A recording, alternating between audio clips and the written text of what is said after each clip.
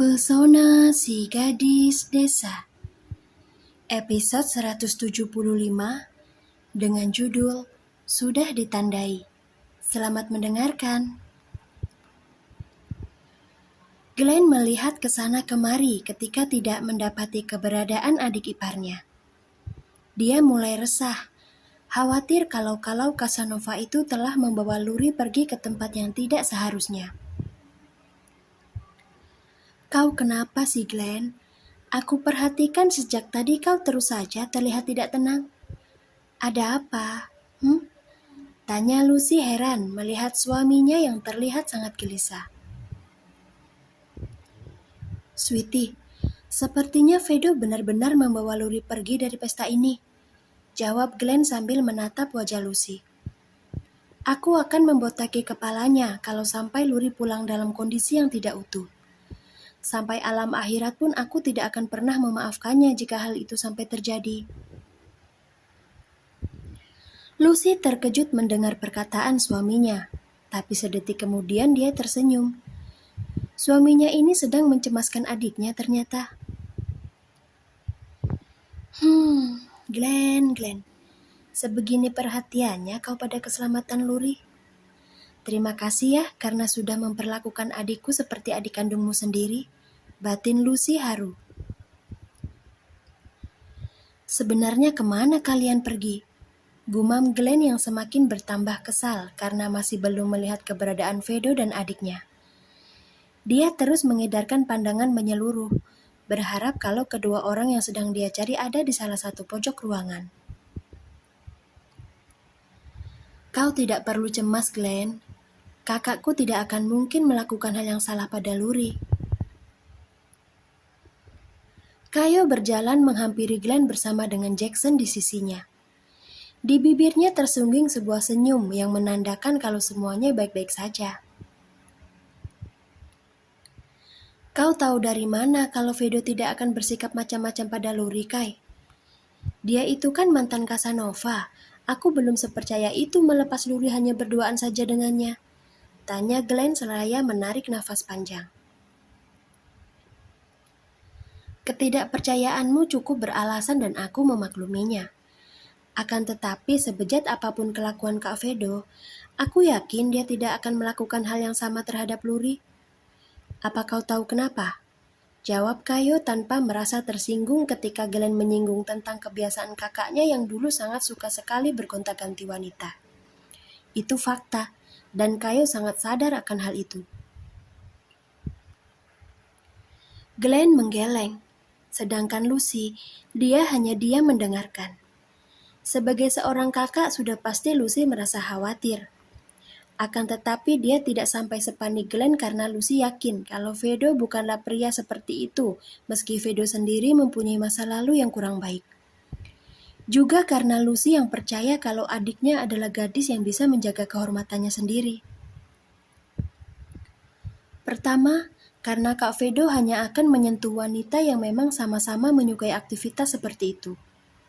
Kedua, karena Luri bukanlah gadis gampangan seperti yang sering Kak Vedo jumpai di klub-klub malam. Jelas Kayo. Sejahat-jahatnya seorang pria, dia pasti akan memilih wanita baik-baik yang akan melahirkan keturunannya. Jadi kau tidak perlu merasa cemas karena Kak Vedo pasti akan menjaga Luri sampai waktunya tiba untuk dia menyentuhnya. Tapi kalau kau masih tidak percaya, mari kita bertaruh. Dan aku berani menjamin kalau Luri pasti akan kembali dengan kondisi utuh seperti semula. Percaya itu. Vedo sangat mencintai Luri, Glenn. Kemanapun dia membawa adik iparmu pergi, Luri pasti akan kembali tanpa kekurangan suatu apapun.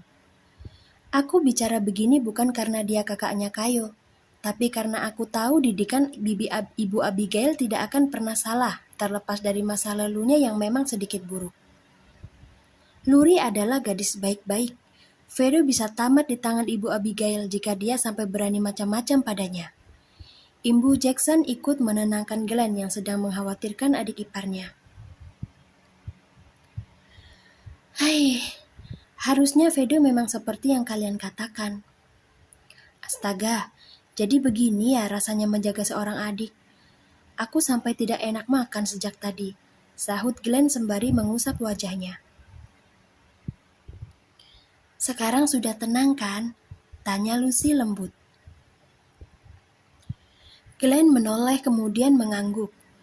Dia merangkul pinggang Lucy kemudian mendekapnya mesra di hadapan Kayo dan juga Jackson.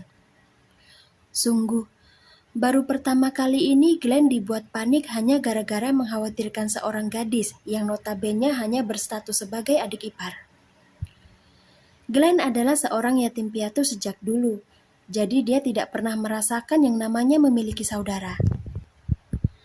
Selain satu sahabat yang dia punya, keluarga istrinya lah yang sekarang menjadi bagian dari hidupnya. Hal inilah yang membuat Glenn bersikap sedikit posesif pada kedua adiknya Lucy. Dia benar-benar ingin menjaga dan memastikan keselamatan kedua gadis tersebut. Lucy, boleh aku bertanya padamu? Tanya Kayo sambil terus memperhatikan pasangan suami istri yang tengah berpelukan di hadapannya. Mesra, tapi tidak berlebihan. Membuat Kayo sedikit memendam iri. Boleh, silahkan. Jawab Lucy dengan sopan mempersilahkan Kayo untuk bertanya. Apa benar Luri baru akan menerima pengumuman kelulusan 2 hari lagi? Tanpa berpikir lama, Lucy langsung mengangguk begitu Kayo selesai bertanya. Sebenarnya sebelum datang kemari, Lucy dan Glenn sudah sama-sama sepakat untuk bersikap tenang ketika keluarganya Vedo menyinggung tentang hal ini. Bukannya apa, ini dilakukan demi menghindari kegilaan Vedo yang kemungkinan besar akan langsung melarang Luri jika tahu kalau adik mereka akan kuliah di London. Benarkah? Tapi kenapa aku merasa kalau kalian sedang menutupi sesuatu dariku? Apa kalian takut Kak Vedo akan mengetahuinya? Cecar Kayo tanpa mengalihkan tatapannya dari wajah Lucy.